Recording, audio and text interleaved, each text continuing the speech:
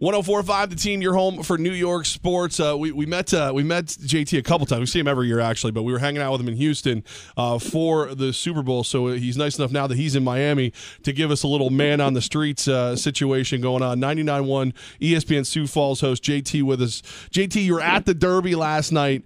What was it like watching Aaron Judge hit the baseball?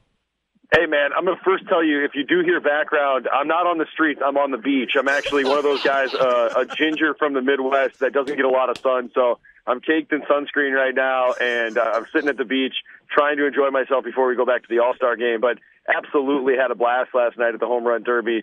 Aaron Judge, people, is just an absolute beast. And many of your listeners obviously have seen him up close and personal or watched him on TV. A lot of our listeners had not. And so to describe what we saw last night to our listeners is obviously something that they got to watch up close and personal, but an absolute gem as a fan of sports to watch a man of that size do what he does. And I can't wait for the All-Star game, because I was telling people this yesterday.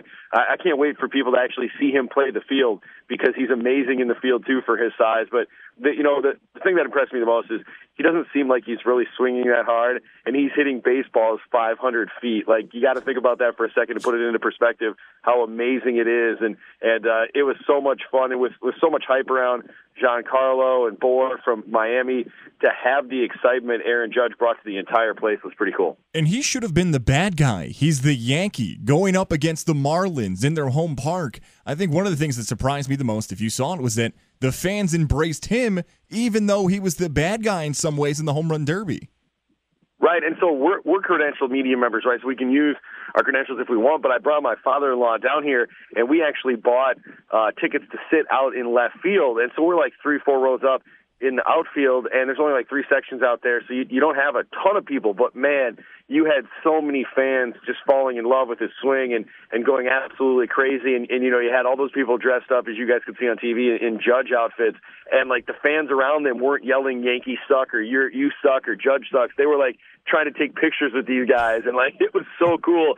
And it was so refreshing, because I've been to many Yankees-Twins games or Yankees-Royals games or things in the Midwest where everything you hear is Yankees suck. And it was totally opposite of that, because Aaron Judge is so damn good at baseball that everybody wants to watch him hit a home run, including the opposing fans. We got Jeff Thurn, JT, with us. He's out of 99.1 ESPN in Sioux Falls, down in Miami, living the beach life, you beach bum. We're extremely jealous, as I think it just stopped raining 2 seconds ago here. For at home, and obviously you know me, I'm a Yankees fan, it seemed it was all about Aaron Judge. Was there any other storyline? Was it Bohr? Was it Stanton? What else really took you as a good story coming out of the Derby? It was interesting because you had all that momentum surrounding Giancarlo from last year, and then you bring him into his home park and you expect big things, and he hits like 4 ground balls to start, and everybody's like, wait a second. And the excitement level was sort of taken out even at the end when he started mashing. When he didn't advance, it was like, oh my gosh, there's no way Bohr's going to come out here and do something. So all of our excitement about our hometown guys are for naught. And then he comes out, and I'd gone to get something to eat right before he started to bat, and I had to call, I literally left the middle of the line to go out and watch, because that place was absolutely bonkers. My father-in-law was talking about it too. People were eating it up last night. They were so involved in the Home Run Derby, so much excitement. And I've been to a few of them in the past. They're at Citi Field, Minneapolis, and other locations. But this one just had a different level of excitement. So, my takeaway, even if it was Bohr or if it was somebody else, even Sano was getting, people were just going bonkers over the home run. And I think the young talent is a big part of it. It's new faces, and guys are hitting the ball really, really far. Look at Sanchez, man. Sanchez goes out there the first round and just mashes, and everybody's expecting him to get beat because Stanton is the guy he's going against. And people were just going nuts over Gary Sanchez as well. You were sitting in left field. How close did you get to catching a home run ball? Man, I got close a lot of times, but it was when I got up and walked out of my seat, because, we bought tickets in left field. We're thinking, we're just going to get bombarded. We're going to get pelted with baseballs. These guys hit the ball too far. So we had to get up out of our seats and walk back to where the platform was. They were hitting the ball off the window. I didn't know I could buy a ticket on StubHub and sit 3 spots up on the window and potentially have a better chance to catch the balls than I did in my seat. So, yeah, we had chances to do it. The thing is, though, I'm 32, so I'm not 22 32 anymore. And you get back there with all these young guys, and it's like a modern-day sports mosh pit trying to get one of these baseballs. And so, you're sitting there trying not to get injured. You know me, man. You saw me last time. My knee was all messed up. I wasn't trying to end up limping out of this thing like I limped out of the NFL experience at the Super Bowl. So I kind of tried to keep it in check, but, man, there's a couple close ones. Ended up a guy right next to us caught one. You got to see they had the home run derby emblem on the ball. Really neat. And the guy's like, I've caught many baseballs before, and he goes, there's no price on this one, I'm keeping it. It's very, very cool. So, yeah, we came close, but, if I was 22, maybe I'd get one. But at my old age of 32, I couldn't pull it off. See, it's weird when you say that. We got JT from 99.1 ESPN in Sioux Falls with us right now. You say, like, I'm 32, I'm not 22. Yeah, we watched you run around like a teenager in Houston. So when you pull the age card, it just seems like an excuse, JT. It is an excuse. I have plenty of excuses, man. I have as many excuses as Stu Gotch does on ESPN radio, so I do my absolute best to try to come up with excuses why I can't perform at my peak level. All right, so you've been to everything. You've been to the Super Bowl. You said you've been to other derbies. This derby seemed bigger from just watching it on TV. What would you compare this home run derby to? Wow.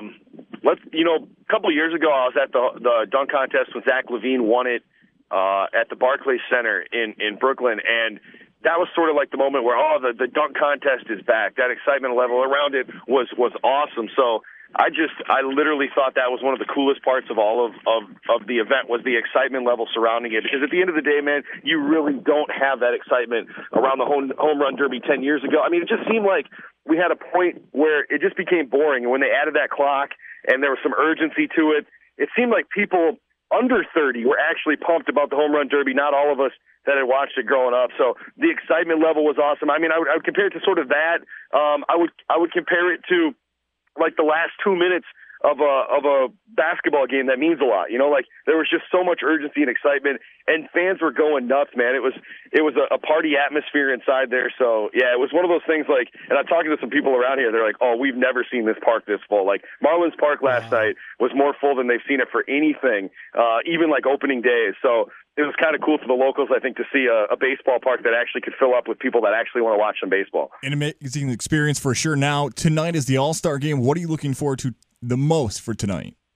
Okay, so I got a couple of things. Number one, since we're Twins guys in the Midwest, we want to see our guys play, of course, just like every other market. And I think that's one of the coolest parts about the All-Star game, especially considering the Twins had Eduardo Nunez in the game last year. He gets traded like a week after the All-Star game. And, there's like no All-Star the rest of the year on the Twins. This year they got 3 in Sano, Kinsler, and Irvin Santana. So I'm excited to see them. But like I said earlier, I'm so pumped for everyone to see. I want Aaron Judge to have to chase down a ball in the outfield because I think everybody then will get a sense of how he's just a freak of nature. He's like I think he can literally be like a LeBron James type that's just a freak size and can play every position if you needed him to.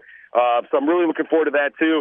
And then I wonder too, with this year not having home field advantage, being determined. I know everybody thought that was dumb, but I wonder sort of how the game is played now. Because you remember 10 years ago, there's stories of guys getting on private jets in the 5th inning and leaving the game. And so, and then after that, it meant something, so the manager would keep them around. I wonder how that dynamic plays out tonight as we have a rule change there. JT, now, next time we see you, we'll be in Minnesota, so enjoy the beach while you can.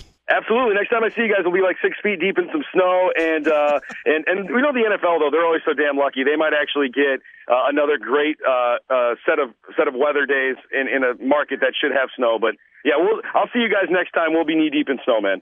All right, we appreciate you taking time for us. Enjoy the beach. We're living vicariously through you. All right, man. I appreciate it.